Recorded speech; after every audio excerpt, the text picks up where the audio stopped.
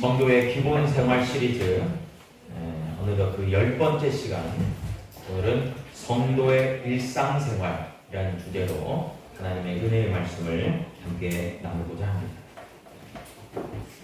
사람들은 에브리데이, 매일을 살아가면서 일상적인 생활을 진행하죠.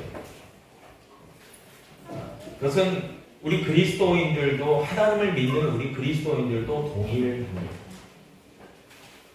더러는 학생으로, 직장인으로, 또한 부모로, 자녀로 살아가게 됩니다.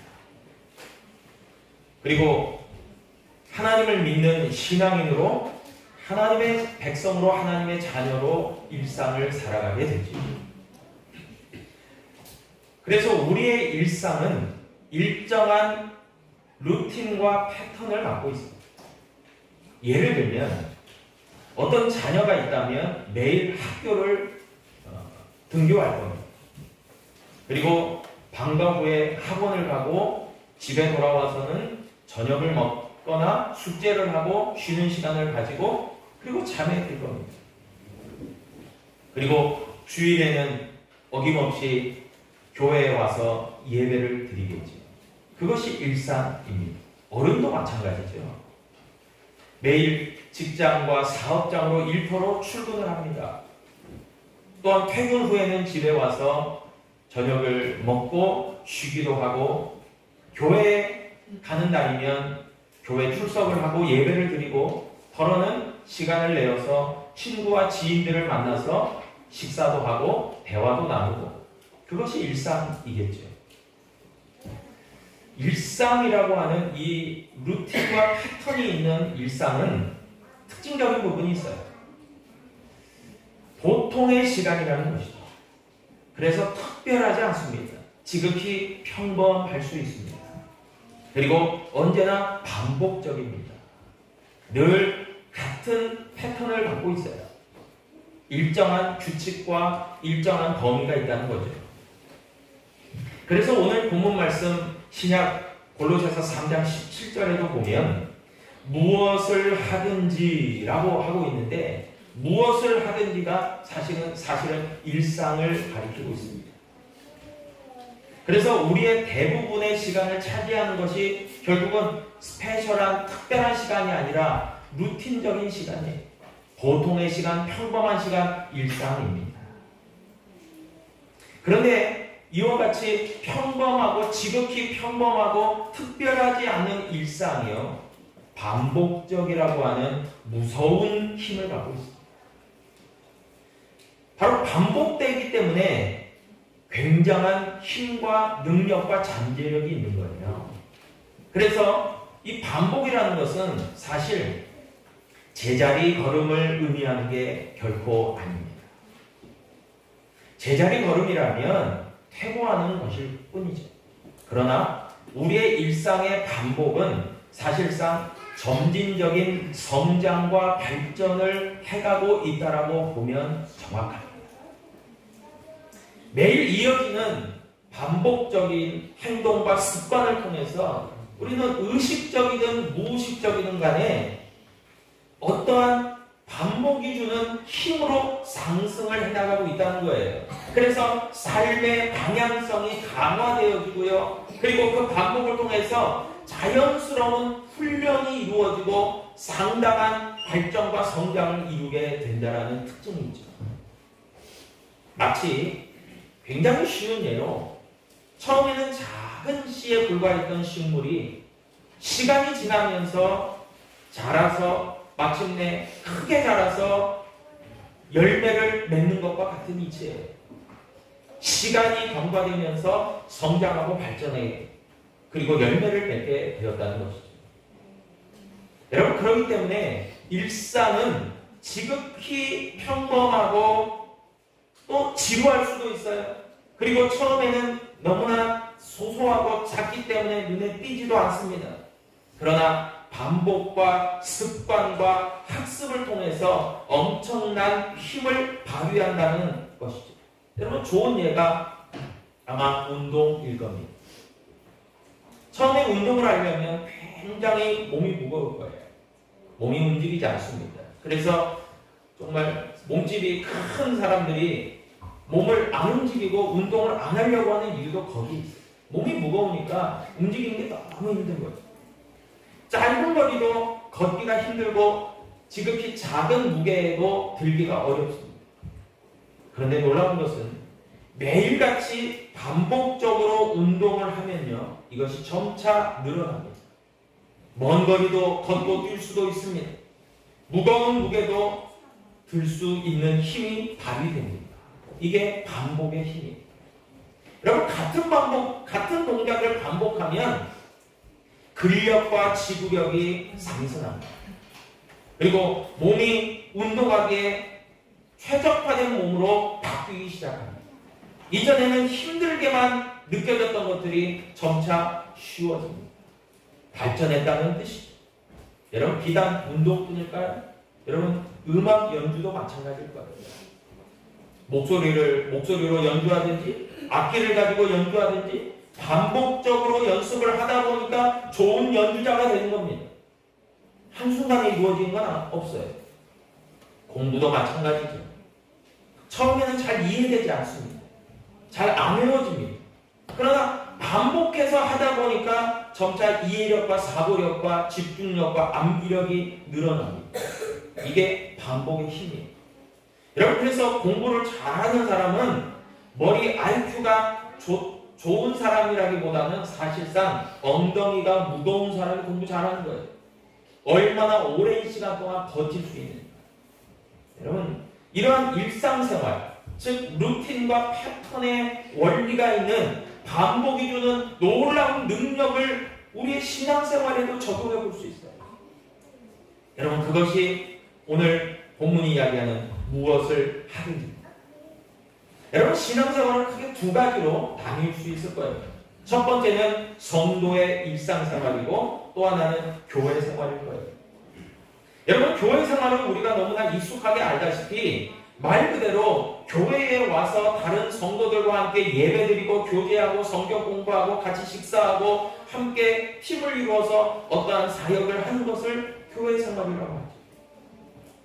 그리고 나머지의 대부분의 시간은 성도의 일상생활일 겁니다.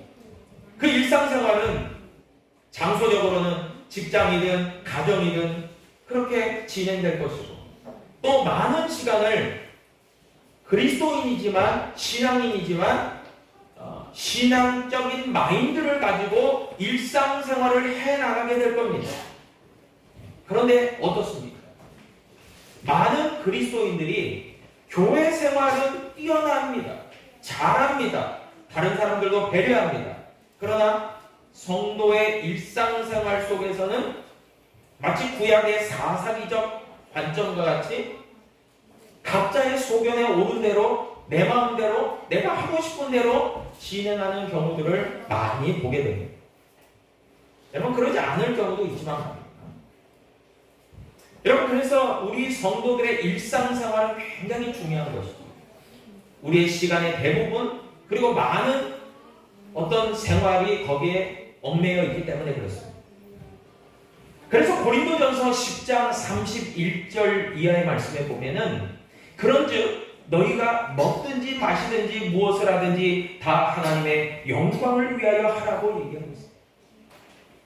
오늘 본문인 골로새서에서도 무엇을 하든지 우리의 모든 일상생활을 통해서 그 모든 일들이 전부가 다 하나님의 영광이 되게 하는 것이 그리스도인들의 성도들의 바른 일상생활의 태도라고 가르쳐주고 있는 거예요. 그렇기 때문에 교회 올 때만 예배 잘 드리고 기도하고 말씀 보고 여러분, 그것이 아니라 평소에도 우리의 일상을 통해서도 가정에서나 직장에서나 때로는 쉬는 시간이나 운전을 할 때나 또 여러 가지 취미생활을 할 그 어떠할 때에도 우리의 삶이 기본적으로 하나님께 영광이 되어지는 그런 태도가 있어야 한다는 것이죠. 그래서 매사에 하나님 생각을 하고 하나님 관점에서 생각해보고 그래서 교회의 어떤 중요한 일들에 대해서도 평상시에도 그것을 놓고 짬을 내서라도 기도하고 생각해보고 핸드폰을 통해서도 말씀을 듣기도 하고 읽기도 하고 여러분 그런 것이죠. 여러분 일상에서의 소소한 이러한 신앙적 접근이요 놀라운 힘을 발휘하는 것은 역시나 일상에서의 반복되고 습관화되어지기 때문에 놀라운 힘을 위력을 발휘하는 겁니다. 여러분 운동이 음악이 공부가 반복적으로 되어졌을 때 그 결과가 좋아지는 것처럼 여러분 우리의 신앙생활 가운데서도 영적인 근력이 생겨야 되죠. 능력치가 발휘되어야 됩니다. 그래서 잘 배워져야 됩니다. 교회 생활이나 일상생활에서 말이에요. 여러분 중국의 만리장성이 있습니다. 여러분 중국의 만리장성은 가장 처음 축조되어질 때가 기원전 7세기라고 해요.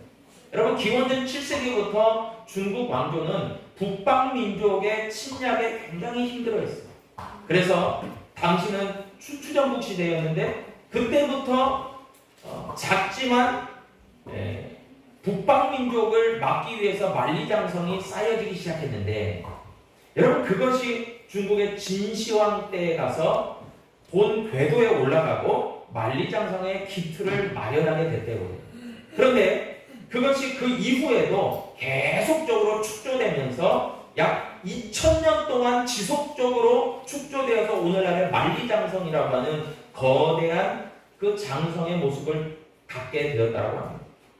무엇을 얘기해요? 단기간에 이루어지는 것은 없다는 거죠.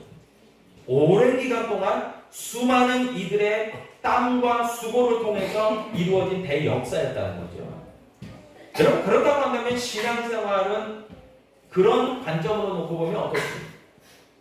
우리가 지금 하나님을 믿는 이 신앙은 우리 한국으로 따지면 대한민국으로 따지면 약 120년, 130년 전에 복음이 전파됐지만 그러나 우리나라에 130년 전에 복음이 전파되었을지 모르지만 그러나 이 신앙의 역사는 수천 년의 세월이 관통하고 있습니다. 우리가 믿는 아브라함 믿음의 조상은 우리가 살아가는 이 시대부터 수천 년 전에 살아요. 예수님도 2000년 전에 육신을 입고 이 땅에 오셨어요. 그 유구한 세월, 수천 년의 세월을 이어오는 기독교 신앙을 우리가 지금 계승하고 발전해 가는 거예요. 여러분 우리가 살아가는 날 동안 그것이 일상으로 쌓여지고 있는 겁니다. 그래서 여러분 우리의 신앙은요 상당히 긴 역사성을 갖고 있어요. 그리고 또 그것이 연속적이라는 특징이 있고요. 그리고 지속될 거고 앞으로도 미래적으로 발전을 갈 겁니다. 여러분 그러나 오늘을 살아가는 현재를 살아가는 우리들에게는 이것이 마치 멈추어져 있는 것처럼 일상이라고 하는 틀 가운데서 우리가 신앙생활을 하고 있는 거예요. 그러나 결코 멈춘 것이 아니죠. 점진적으로 나아가고 있습니다. 발전하고 있습니다. 성장하고 있는 겁니다.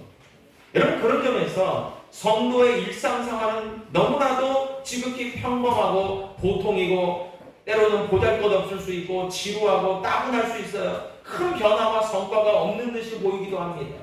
여러분 그러나 그러지 않습니다. 점진적으로 바꿔져 가고 있는 거예요.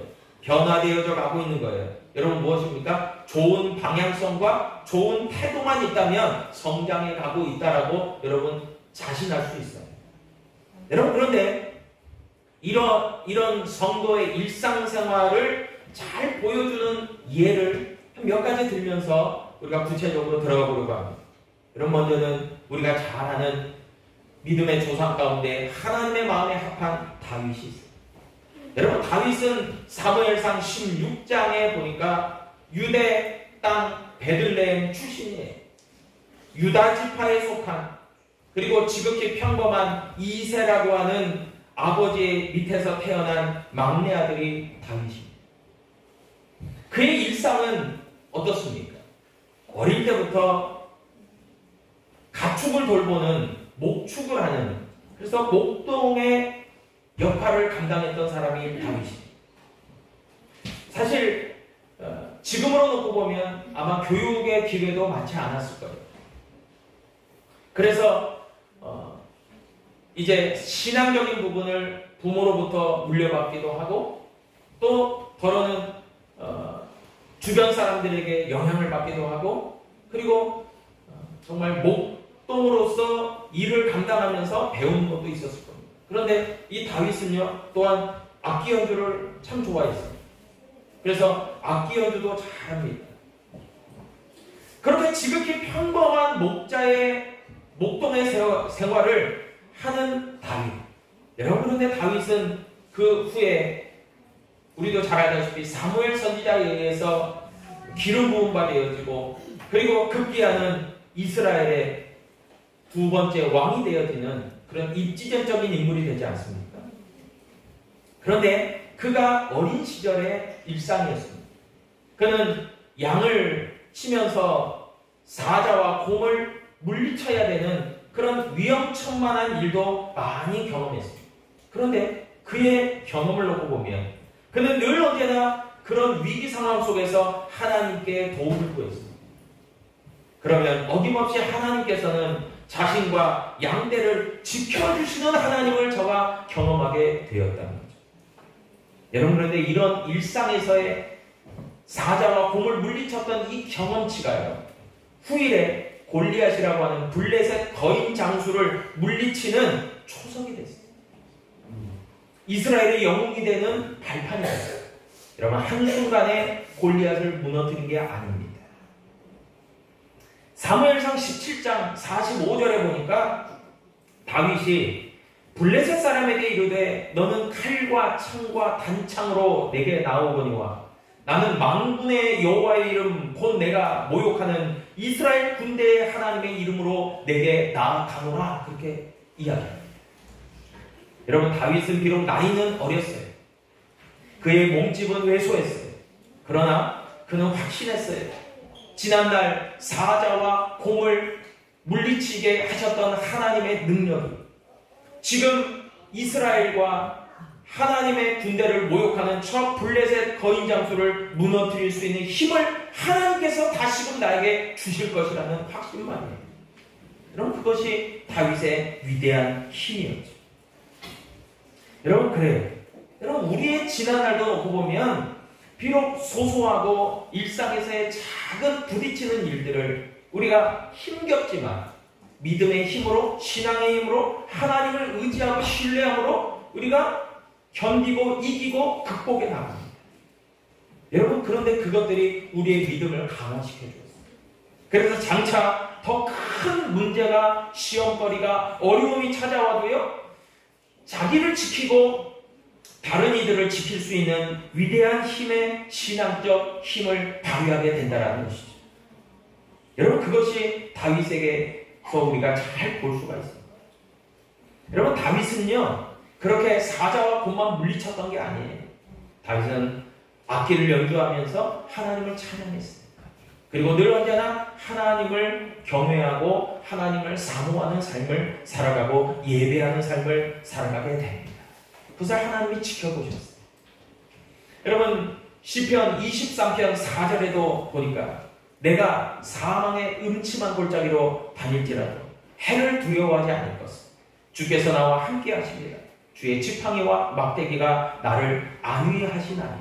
네, 다윗은요 힘든 고난 속에서도 하나님이 나를 지켜주신다는 믿음의 확신이 있었어요. 그리고 시편 23편 6절에도 보니까 내 평생의 선하심과 인자하심이 반드시 나를 따르리니 내가 여호와의 집에 영원히 살리로다. 늘 하나님의 품에 안겨서 하나님의 선하심과 인자하심을 평생 누리는 그 믿음으로 살아갔던 사람 다윗입니다. 여러분 다윗은 그런 의미에서 때로는 힘들고 때로는 고난이 있고 때로는 위험천만한 일을 경험할 때마다도 하나님의 선하심과 인자하심을 결국 떠난 적이 없어요.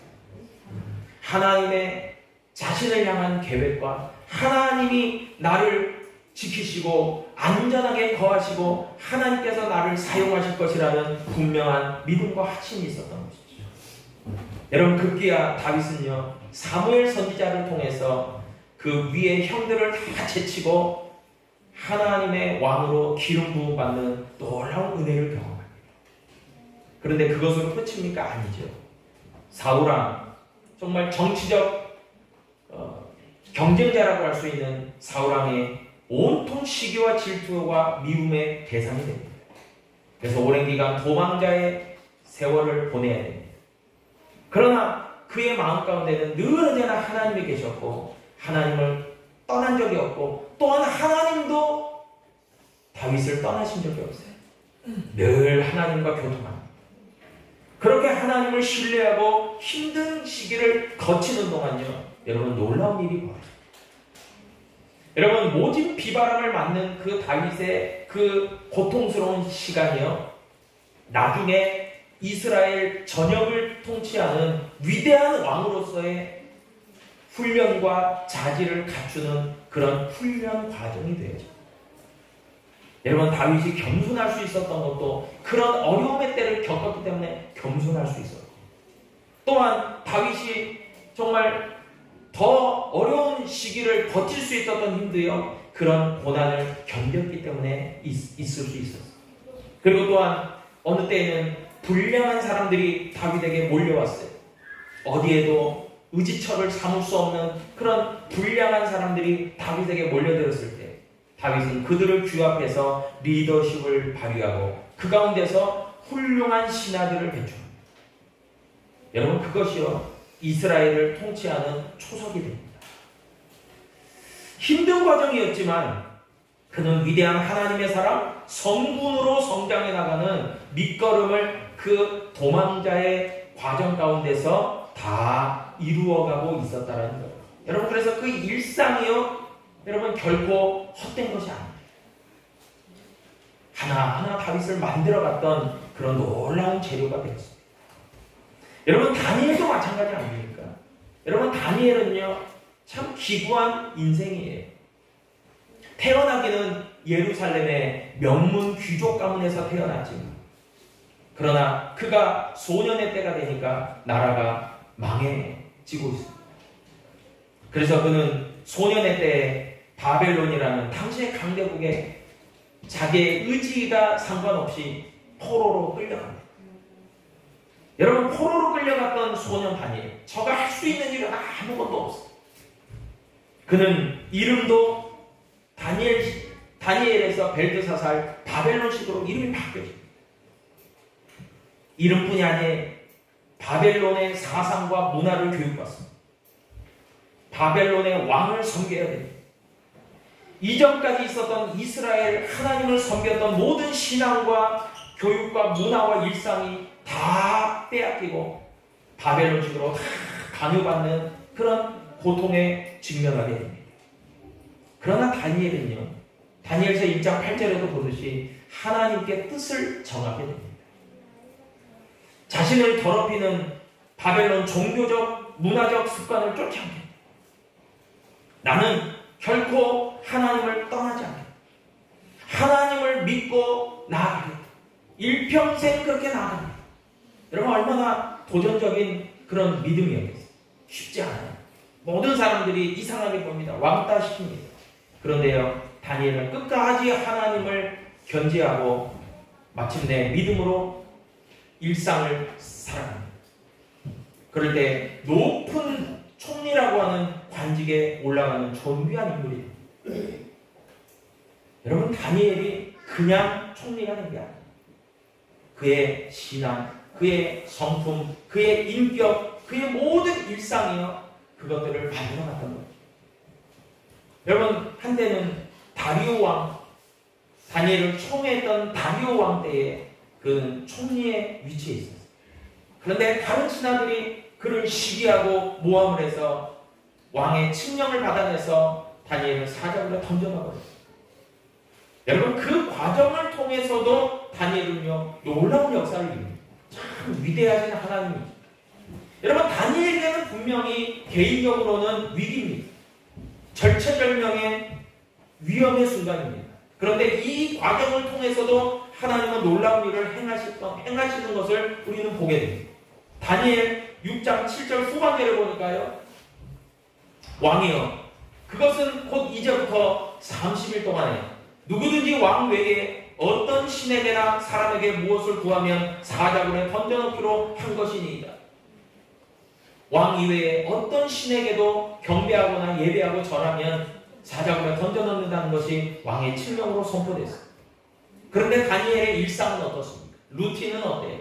다니엘 6장 10절에 보니까 다니엘이 이 조서에 왕의 도장이 찍힌 것을 알고도 자기 집에 돌아가서는 윗방에 올라가 예루살렘으로 향한 창문을 열고 전에 하던 대로 하루 3번씩 무릎을 꿇고 기도하며 그의 하나님께 감사하였다. 전에 하던 대로. 여러분, 일상을 이어갑니다. 여러분, 이것이 쉬운 게 아니에요. 우리는요, 때로는 유혹을 받습니다. 내가 불리할 때는 이렇게 피해가야지. 내가 좀 어려우니까 이렇게 좀 물러서라. 그러나 다니엘의 신앙은 물러섬이 없어요. 연속성, 지속성이에요. 꾸준합니다. 위험이 찾아왔어도 물러나지 않아요. 하던 대로 무엇을 하든지 전에 하던 대로 합니다. 그는 신앙의 지조를 지킬 뿐만이 아니라 신앙의 일상을 꾸준하게 해나가요. 여러분, 그럴 때 어떤 일이 벌어집니까? 22절. 나의 하나님이 이미 그의 천사를 보내어 사자들의 입을 봉하셨으므로 사자들이 나를 상해하지 못하셨사오니 이는 나의 무죄함이 그 앞에 명백하이오며 또 왕이여 나는 왕에게도 해를 끼치지 아니하였나이다. 아멘. 여러분, 다니엘을 하나님이 보호하세요. 아주 초자연적인 능력으로 하나님이 사자들의 입을 봉하십니다. 그럴 때에 놀라운 일이 벌어집니다. 다니엘을 총애하지만 다니엘을 구할 수 없었던 다리오 왕이요, 사자들의 입을 봉하는 하나님의 능력을 보면서 하나님의 위대하심을 찬양합니다. 26절에 보니까 내가 이제 또 다른 조서를 내립니다. 내 나라 바날 아래에 있는 사람들은 다 다니엘의 하나님 앞에서 떨며 두려워해라. 그는 살아계시는 하나님이고 영원히 변하지 않으시는 하나님이고 그의 나라는 멸망하지 아니할 거고 그의 권세는 무궁할 거다. 할렐루야. 하나님을 믿지 않는 다리오 왕조차도 다니엘의 하나님을 향하여 믿음으로 선포하는 그 또 다른 조서 칙령을 내리게 됩니다. 여러분, 다니엘은 개인적 구원만 받은 게 아니에요. 다니엘의 삶이 그냥 평통한 게 아니에요. 많은 사람들에게 믿음의 선한 영향력을 끼칠 뿐만이 아니라 결국은 하나님께 영광 돌리는 놀라운 역사를 다니엘의 전에 하던 대로의 일상이 이루었다는 것을 여러분 꼭 기억하시기를 바랍니다. 여러분, 이게 위대한 신앙의 일상의 힘이에요.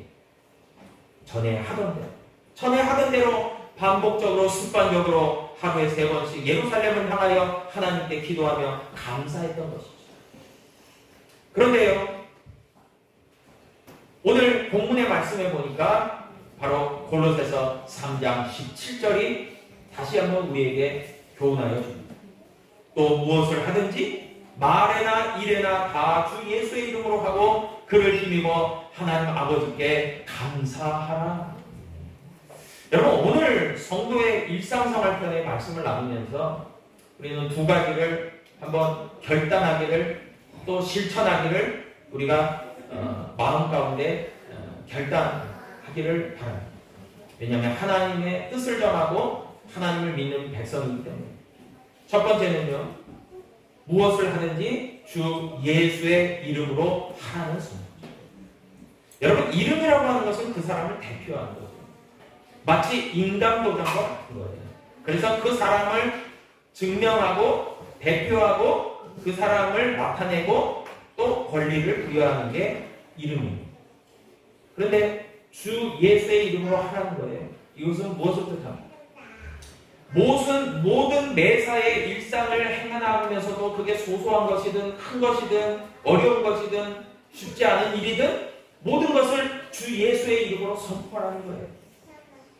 여러분, 그런 선포, 믿음의 선포가 있을 때 어떤 놀라운 일이 벌어집니까? 내가 때로는 내 생각과 마음으로 도저히 그건 안 돼, 어려워, 할 수 없어, 그것은 불가능해 라고 했던 것도 주 예수 그리스도의 이름의 능력으로 선포할 때에 그것은 결국에는 내 소관이 아니라 하나님의 소관으로 이전됩니다. 이제는 내가 판단할 게 아니에요. 하나님께 의지하는 거예요. 하나님 함께해 주세요. 하나님 역사해 주세요. 여러분 가정에서, 직장에서, 모든 삶의 일상에서 이제는 예수 그리스도의 이름으로 선포하게 될 때에 내 능력을 초월해요.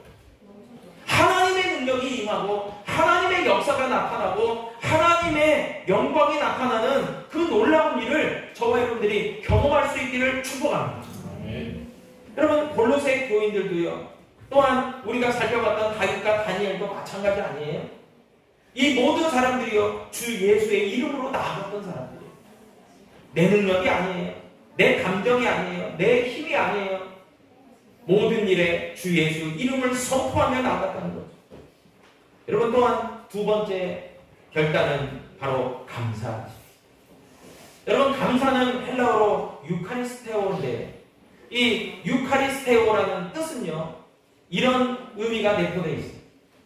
단순히 어떤 사람의 기분과 감정이 좋아서 상황이 좋아서 감사하는 게 아니에요. 유카리스테오. 이 유카리스테오는 이 감사는요. 하나님께 대한 무한 감사예요. 그리고 또한 하나님의 은혜를 경험하고 깨닫고 하나님께 올려드리는 신앙적 그런 태도로서의 고백적인 감사입니다. 그래서 그리 아니하실지라도의 감사가 유카리스테오예요. 우리는 하나님을 모를 때에는 감사할 일이 있어야 감사해요. 감사할 환경이 돼야 감사해요. 감사할 결과가 이루어져야 감사하는데 그러나 신앙에는요. 하나님을 믿는 믿음의 백성들은 유카리스테오 그리 아니하실지라도 감사해요. 이것은 일상에서의 감사를 얘기해요. 매 순간 어려움이 있었지만 다니엘과 같이 왕의 조서가 찍힌 그 칙령이 공포됐음에도 불구하고 다니엘은 전에 하던 대로 기도하며 하나님께 감사했다. 무엇이 감사한 거예요? 아니요. 어려운 상황인데 왜 감사가 나와? 여러분 이것은 하나님을 향한 무한감사, 전적인 감사이기 때문에 가능한 감사였다는 거죠. 여러분 이것이 신앙적인 결단과 고백이에요. 여러분 그래서 우리는 주 예수 그리스도의 이름의 능력으로 기도하며 선포하고 하나님 앞에 무한 감사를 선포하는 그 기도와 감사의 반복, 루틴과 패턴이 이루어지는 성도의 신앙생활, 일상생활이 저와 여러분들 가운데 얼마나 위대한 힘을 발휘하는지를 우리의 삶을 통해서 경험하고 간증할 수 있는 간증의 주인공 되기를 축복합니다. 아멘. 이게 진짜 중요한 거 아니겠어요? 주 예수 그리스도의 이름을 선포하고 하나님 앞에 그리 아니하실지라도 감사합니다. 여러분 그 그리스도의 인의 일상 가운데서 이것이 무한 반복될 때 놀라운 변화와 성장과 그런 발전과 풍성한 열매가 하나님의 능력 가운데 우리의 삶 가운데 이루어지게 될 줄로 믿으시기를 바랍니다. 아멘. 기도하겠습니다. 아버지